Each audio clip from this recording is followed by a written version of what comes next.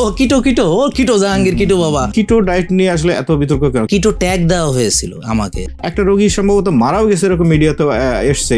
এখন ধরেন একটা লোক কিটো করে মারা যেতে পারে। যারা চিকিৎসা নিচ্ছে, ডাক্তার দেখাচ্ছে, যারা রেগুলার ওষুধ খায়, তারা মরতেছে না কেউ। তাহলে আমার প্রশ্ন হলো যে এই যে চিকিৎসা করে তো আর কোনো কিছু নষ্ট হওয়ার কথা না, তাহলে সেটা নষ্ট হচ্ছে কেন? না জেনে মানে একটা মানুষকে হেয় প্রতিপন্ন করার জন্য তার নামে একটা ট্যাগ দিবে, আমি নাকি কাউরে ভাত খাইতে দেই না, আমি সবার ভাত বন্ধ করে একা একা খাবো, তা কেমন কথা?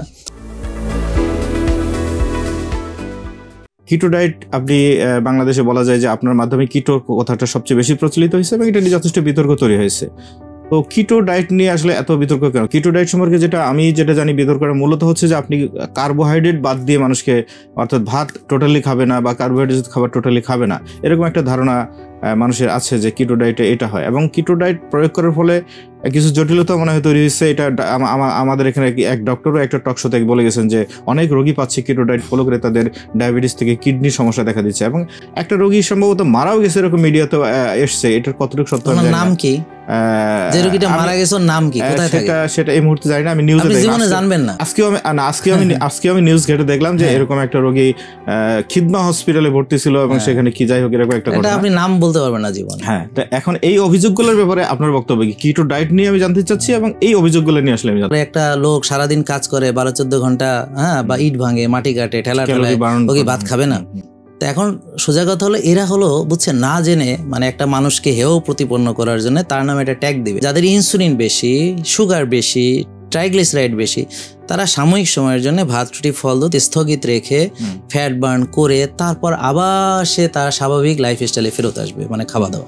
তো একটু আগেই তো আমি বললাম একটা নির্দিষ্ট টাইম। এখন এটা বুঝবেন কিভাবে? এখন ডাক্তাররা যেগুলো বুঝে না বা পুষ্টিবিদরা যেগুলো বোঝে না, যে তারা কখন একটা রোগীর ভাত বন্ধ করবে আর কখন চালু করবে, এইটা তারা বুঝে না, কারণ তারা হোমা আইআর করায় না, তারা ইনসুলিন করায় না, আর তারা টিজি কমায় ওষুধ দিয়ে, টিজি খাবার দিয়ে বা লাইফস্টাইল দিয়ে কমায় না। এই ব্যাপারে তারা জানে না, বা জানলেও এই বিষয়ে প্র্যাকটিস তারা করে না। এই জন্যে তারা বুঝতে পারে না।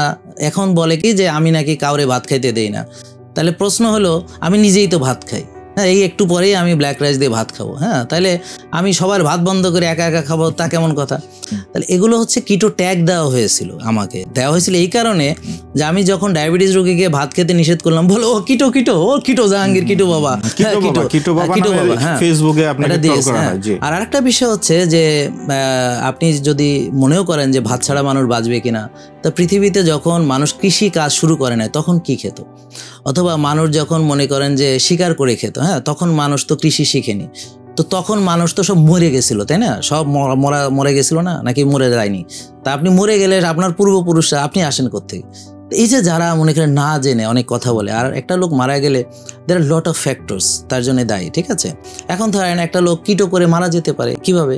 যে তার ধরেন সে কিটো করতেছে, সে ভাত খায় না, তারপর হচ্ছে যে এরকম করতে করতে তার সুগার ডাউন হয়ে গেছে, সুগার নীল হয়ে গেছে, বা তার মানে লিভারের যে গ্লুকোজ আছে ডিপ্লেশন হয়ে গেছে, হ্যাঁ, তারপর হঠাৎ করে মাথা ঘুরে পড়ে গেছে বা হাইপো হয়ে গেছে, এরকম কত কিছু ঘটতে পারে। যেমন আপনি দেখবেন আপনার বাবা ইনসুলিন নিতেন, তার হাইপো হয়নি কখনো, মানে হাইপোগ্লাইসেমিয়া হয়নি, যে অনেক সময় সুগার নীল হয়নি, নীল হয়। এই সময় যদি আপনি তাকে সুগার খাওয়াতে না পারতেন তাহলে ওই বাঁচত?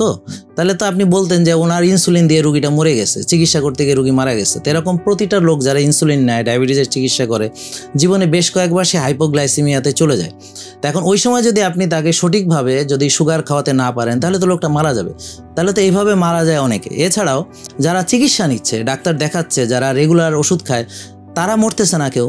তা আমার তো ধরেন মনে করেন যে এই যে অনেক রুগী আমরা পাচ্ছি যারা হার্টের ওষুধ খেতে খেতে আবার হার্ট অ্যাটাক করছে, তারপর হচ্ছে যে 5-7টা করে ওষুধ খাচ্ছে হার্টের জন্য, এবার আবার তার দেখা যাচ্ছে যে ব্লক আবার ধরা পড়েছে, এখন রিং পড়েছিল, এবার বলছে বাইপাস লাগছে। তাহলে ওরা তো চিকিৎসারত অবস্থায়, ডায়াবেটিস রোগী চিকিৎসা করতে করতে তো কিডনি নষ্ট হচ্ছে। তাহলে আমার প্রশ্ন হলো যে এই যে চিকিৎসা করে তো আর কোনো কিছু নষ্ট হওয়ার কথা না, তাহলে সেটা নষ্ট হচ্ছে কেন?